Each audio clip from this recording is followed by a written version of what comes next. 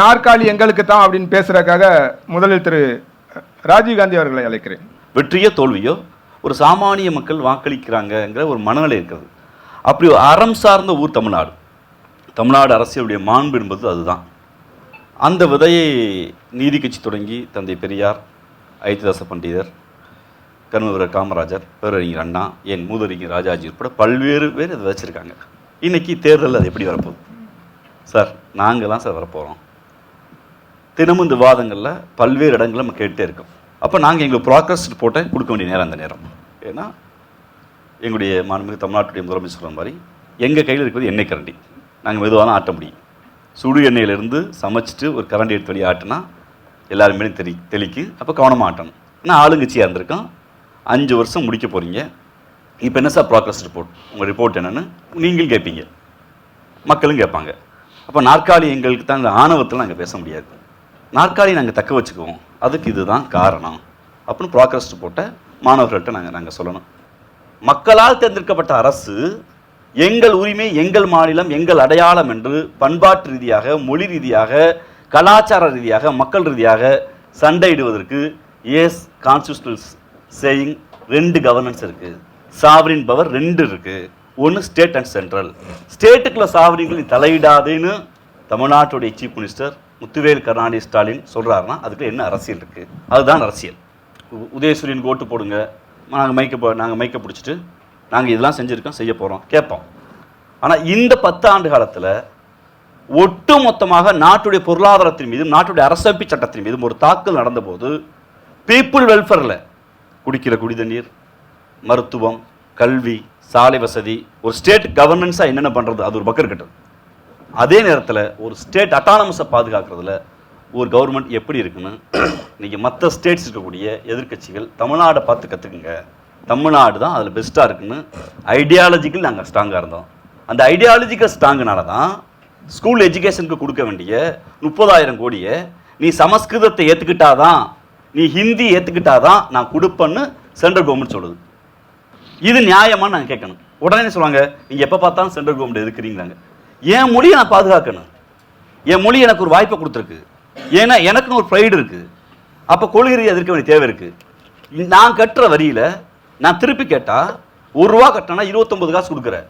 இல்லைங்க ப்ராவர்ட்டி அங்கே வறுமை தோய்ந்த மாநிலங்களுக்கு கொடுக்க வேண்டிய தேவை இருக்குங்க.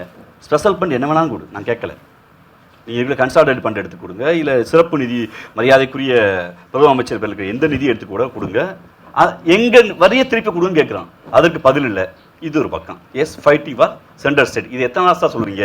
பிஜேபியில் வந்துடும், பிஜேபியில் எத்தனை நாள் தான் சொல்கிறீங்க? இது ஐடியாலஜிக்கல் நாங்கள் பேச வேண்டிய தேவை. What about progress report? அதுக்கு வருவோம். இந்த 5 வருஷம் நீங்கள் என்ன சார் பண்ணீங்க? அதை ப்ரூவ் பண்ணணும்ல. இன்னைக்கு ஒட்டுமொத்த நாட்டின் உள்நாட்டு வளர்ச்சியில் நம்ம இந்தியாங்கிற நம்ம பெருமைமிகு நாடு கம்பேர் டு மற்ற நாடுகளை பார்க்கும்போது நாணயத்தை அச்சடிக்கிற, கரன்சி அச்சடிக்கிற இந்தியா, நாணயத்தை அச்சடித்து வரியை வாங்குகிற இந்தியன் கவர்மெண்ட், அந்த வரியை வாங்கி எல்லா மாநிலத்துக்கும் பிரித்து கொடுக்குற இந்தியா, பெருமரியாதைக்குரிய பிரதம அமைச்சர் மோடி ஆளுகிற இந்தியா ஒட்டுமொத்த உள்நாட்டு வளர்ச்சியில் கம்பேர் டு மற்ற நாடுகளோடு 7% தான். எங்களுக்கு 2 லட்சம் கோடி பணத்தை சர்வ சிக்ஷா அபியான் கொடுக்கல, நகர்ப்புற வளர்ச்சிக்கு கொடுக்கல, விவசாயிகளுக்கு மானியத்தை கொடுக்கல, நாங்கள் கூட எந்த நலத்திட்ட உதவிக்கும் கொடுக்கல. 2 லட்சம் கோடி இன்னும் எங்களுக்கு வரல. பல பேரிடர்கள் வந்த போது நாங்கள் கேட்ட நிதியை கொடுக்கல. ஏன்னா நீங்கள் மாற்று கருத்துடையங்க ஆள்றீங்க. ஆனாலும் தமிழ்நாடு ஸ்டேட் இந்தியாவிலேயே 28 மாநிலங்கள்லேயே முதல் மாநிலமாக தமிழ்நாடு நிற்குதுன்னா 11% வளர்ச்சி நம்ம இருக்கோம். நமக்கு இன்னும் ஏழ்மை இருக்கா? ஆமாம் இருக்குது. சட்ட ஒழுங்கு பிரச்சனை இருக்கு? ஆமாம் சட்ட ஒழுங்கு பிரச்சனை இருக்குது. இன்னும் தீர்க்கப்படாத பிரச்சனை இருக்குது? ஆமாம் இருக்குது. ஆனால் ஏதோ நம்ம ஒப்பிடணும்னா ப்ராக்ரஸ் ரிப்போர்ட்டில் ஒரு 10 பேர் படிக்கணும்னா 10 பேருடைய சமூக சூழல், 10 பேருடைய வேலைவாய்ப்பு, 10 பேருடைய பொருளாதாரத்தோட ஒப்பிட மாதிரி மற்ற மாநிலங்களை ஒப்பிட்டு தான் அரசியல் ப்ராக்ரஸ் பார்க்க முடியும்.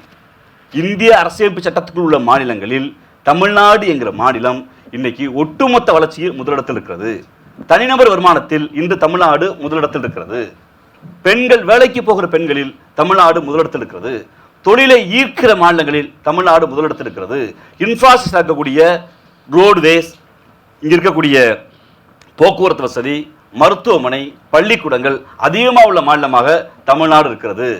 கடவுளே இல்லைன்னு சொன்ன தந்தை பெரியார் பேரை நாங்கள் எங்கள் ஆசான் சொன்னாலும் இந்தியாவிலேயே 4 லட்சம் கோயில்கள் உள்ள ஊராகவும் ஒரு கால பூஜைக்கு கோயில் நடத்த முடியுங்கிற நிலையிலையும் எண்மதமும் சம்மதம்னு எல்லா ஊரையும் நேசிக்கிற பண்பாடு அறத்தோட ஒரு கவர்னன்ஸ் ஸ்டேட்னா அது தமிழ்நாடு தான். நாங்கள் பெருமையோடு வளர்ந்துருக்கிறோம் என்றால் கம்பேர் ஸ்டேட்டை நீங்கள் கம்பேர் பண்ணிங்கன்னா தான் வாட் அபவுட் அரசியல் இருக்க முடியும். அந்த ப்ராக்ரஸ் ஸ்போர்ட்டில் தான் நாங்கள் மிக தெளிவாக சொல்கிறோம். பலமுறை போட்டி இருக்கலாம், பலமான போட்டி இருக்கான்னா மக்கள்லாம் தீர்மானிக்க போகிறாங்க. நாங்கள் உறுதியோடு சொல்கிறோம், கருத்து கணிப்புகள் என்பது உங்கள் கருத்து, வாக்களிப்பது உங்கள் சுதந்திரம். ஆனால் ஐடியாலஜிக்கலி ஒரு 4 மொழி பேசுகிற மக்கள் தென்னிந்தியர்களாக பிரிந்த பின்பு இங்கிருந்த பண்பாட்டு குரலை ஒன்று சேர்த்து இனத்தால் திராவிடர், மொழியால் தமிழர் என்கிற ஒரு அடையாள அரசியலை விதைத்த தந்தை பெரியார், பேரறிஞர் அண்ணா, தலைவர் கலைஞர், இன்று முத்துவேல் கருணாநிதி ஸ்டாலின்ங்கிற ஒரு அன்பு தலைவர் ஒன்றை விதைத்திருக்கிறார். அது நீட்சியாக எல்லோருக்கும் எல்லாம் என்கிற தத்துவத்தை கொள்கையாக வைத்து இன்னைக்கு கம்பேர் டு எந்த ஸ்டேட்டும் உங்களோட நாங்கள் இதில் மிஞ்சிட்டோன்னு சொல்ல முடியாது. அந்த அளவிற்கு வெல்ஃபேர் ஸ்டேட்டாக வளர்ந்துருக்கோம். அந்த தைரியத்தில் தான் மீண்டும் திராவிட முன்னேற்ற கழகத்தின் தலைமையிலான இந்த ஆட்சி தான் அமையும். மீண்டும் தமிழ்நாட்டில் முத்துவேல் கருணாநிதி ஸ்டாலின் ஆகிய நான் என்கிற குரல் ஒலிக்குன்னு நம்ம கான்ஃபிடன்ஸ். நன்றி.